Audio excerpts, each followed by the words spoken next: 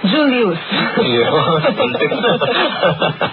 Itong merchandising business na meron kayo, masasabi mo bang stable naman siya na negosyo kumpara sa iba na mas malaki yung risk factor? So far po for 3 years operation naman po, consistently naman po na stable siya. Kumaga monthly po we have a profit po, so may up and downs pa rin. Challenging lang would be yung paano kasi may mga product na kailangan ka pa mag-introduce and when the time na kailangan mong i-clear and seal na yung mga iba. So kapag ma-master mo na yun, it's mostly stable lang siya. Pero syempre, pinaka-stable talaga yun yung biyaya talaga ni Lord. Kasi kahit saan naman, kahit for example, yung dati kong company, kala ko stable yung job ko, all of a sudden, wala na ako doon. So, lahat ng bagay would be unstable. Si Lord lang talaga yung pinaka... Yes, amen. Magandang paalala sa lahat yan. Yung sa mga policy ninyo, yung tithing, o kayong bilang mag-asawa ay automatic na sa inyo yan? O in-adapt niya sa policy sa company rin? Yung sa aming mag-asawa po, talaga nagtatides po kami. So, but po sa company po yung regarding sa employee po, hindi namin sila inaano po i-require. Kasi kailang faith po yun, step of faith nila yun. Saka ilang staff ba meron kayo, Julius? Ngayon po, we have 8. Isa pong part-time driver po. Wow, malaki na rin yun, Malawang tauhan nyo. Eto, malapit na kasi tayo mag-alas 12, Julius. Dahil negosyante ka, alam namin na every second. Yes, mahalagang oras. Ano ba yung tips na pwede mong maiwan para sa ating mga young entrepreneurs na gustong tahakin din ang iyong landas na tinake? Siguro po yung una po is be a good steward kung ano pinagkatiwala sa atin ng Panginoon. Kumaga, hindi tayo lahat kumaga pinigyan ng ganong gift in terms of business or entrepreneurship. And another thing is, as a young entrepreneur po, have a noble cause in what you're doing. Not because of money lang, but have a big vision. Para yung vision na yun yung mag-guide sa'yo para makamit yan. For us, for example po, naniniwala talaga kami na pagpapalain ng ating bansa and gusto namin makatulong, maging part ng great harvest na po yun. The reason why po yung mga client namin, gusto din po namin mag-succeed din po sila sa kanilang mga business po. Yun. Julius, pwede mong imbitahan yung ating mga listener kung kailangan nila ng ano nga ba yung mga ginagawa niyong products?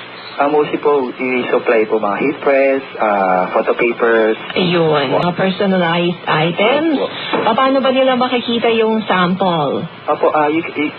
They can visit our website at www.folsom-arts.com. Pwede ba kayo-spell out mo? www.folsom-arts.com. Yan, folsom-arts.com. Yes po. Sige, lalagay natin sa FB. Meron ba kayo FB friends? FB account? Okay, so ilalagay ko na lang yung link ng inyong site, para ma-view ng mga listener natin. At kung may question sila, nandun din yung inyong contact info. Yung details po namin, pwede po nila kami makausap po doon. Online po.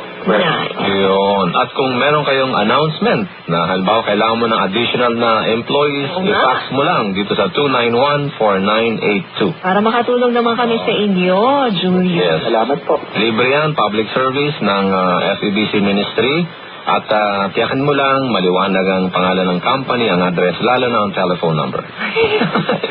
Thank you very much, Julius. Thank you po. Nakakatuwa ka naman. Sana, sabi nga kanina ni Kuya Lem at ni Ate Maloy, dumami pa ang mga kagaya mo. Yes. Ingat ka.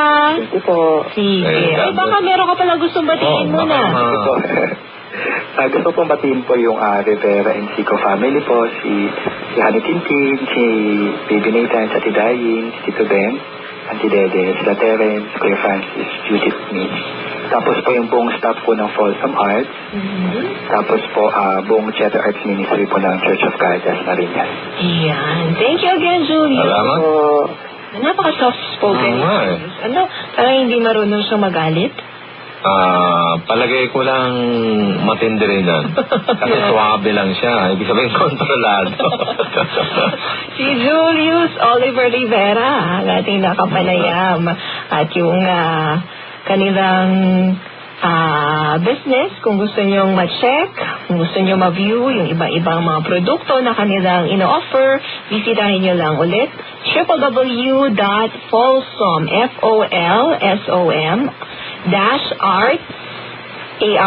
arts.com para magkaroon kayo ng idea. Yes, at talagang kahanga-hanga si Julius. Mismo. Bukas, isa namang gumagawa ng beads, mga accessories, pang babae.